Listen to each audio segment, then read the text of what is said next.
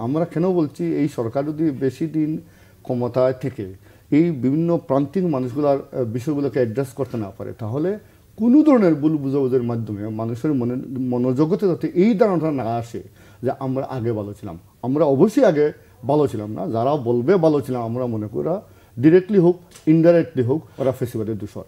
তবে একটা হতে পারে যারা নিউট্রাল, তারা কিন্তু যখন তার যে সমস্যাগুলো আছে এই সমস্যাগুলো যখন দেখবে অ্যাড্রেস করা হচ্ছে না, তখন হতাশা থেকে অথবা এই আকাঙ্ক্ষার বিপরীতে কাজ করলে সে হয়তো বাধ্য হবে বলতে আমরা হয়তো আগে বিভিন্ন ক্ষেত্রে ভালো ছিলাম। তো এই বিষয়টাকে অ্যাড্রেস করার মাধ্যমে আমরা মনে করি ঐক্য দেখেন, আমাদের কোনো ডেমোক্রেসিতে সবাই একমত হওয়ার কোনো অবকাশ নেই, দরকারও নেই। কারণ আমরা যদি দেখি 51%, 49%, আমরা ডেমোক্রেটিক সিস্টেমটা হচ্ছে আমরা বিভিন্ন ধরনের বৈচিত্র্যের মধ্যে আমাদের ঐক্য খুঁজতে হবে। আমরা শুধুমাত্র আমার একটা বক্তব্য দিলাম এটাই সবাইকে মানতে হবে।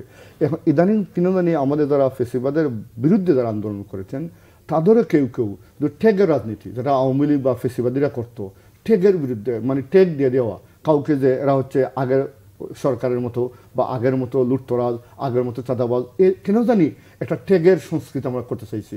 আমরা মনে করি এই ঠেগের সংস্কৃতি বাদ দিয়ে, যেহেতু এই সরকারের আরেকটা ভালো দিকে বলি, অ্যাটলিস্ট কোনো কিছু হলে ওরা সবাইকে ডাকছেন, সবাইকে ডেকে কথা বলছেন, কিন্তু কথাই বলছেন বাস্তবে আমি যদি বলি কোনো আমরা এটা হচ্ছে একটা ফলপ্রসূ আলোচনা ওইটা দেখছি না।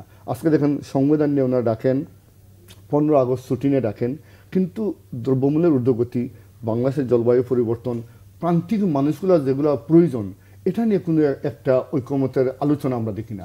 ঐকমত হয়তো হবো না, কিন্তু এই জিনিসগুলো যদি আলোচনা না করি তখন হবে কি, মানুষ যখন তত্ত্বগত আলোচনার দিকে আমরা বেশি যদি মনোযোগ দেই, কিন্তু আমি ভুল বার্তা দিতে চাই না যে আমরা তত্ত্বগত বা সংবিধান, রাষ্ট্র সংস্কার এগুলার বাইরে না, কিন্তু আপনাকে সবগুলা সাধারণ জনগণকে যেগুলা স্পর্শ করে সেই বিষয়গুলোকে আমরা অ্যাড্রেস করা উচিত। আর মিডিয়ার প্রতি আমার আবেদন, যেহেতু আমরা বাইরে থাকি, কারণ আমরা দেখছি কোনো একটা শোতে শুধুমাত্র একটা টপিক আলোচনা হয় না, অথবা একদিন একটা বিষয় আলোচনা করলাম। আজকে ঢাকা শহরে আমি তো দেখি সভ্যভাবে কোনো একটা ভালো কাজ করার কোনো পরিবেশই নেই, কেউ নাই। একটা কাজ শুরু করলেন 10টার দিকে, আপনি দেখেন ট্রাফিকের কারণে অন্য একটা কাজ করা, একদিনে একটা কাজ করা যায়। তাহলে এটা যদি আমরা অ্যাড্রেস না করি, এটা কিন্তু এত বড় রকেট সায়েন্স না, এটা সমাধান করা এত অসম্ভব কিছু না। কিন্তু আমার তো মনে হয় কোনো একটা মিডিয়া বলি অথবা ইলেকট্রনিক প্রিন্ট মিডিয়াতে আমরা যদি এগুলোর থেকে বের হওয়ার জন্য আলাপ আলোচনা করলে হবে কি, তার একটা সমাধান বের হবে।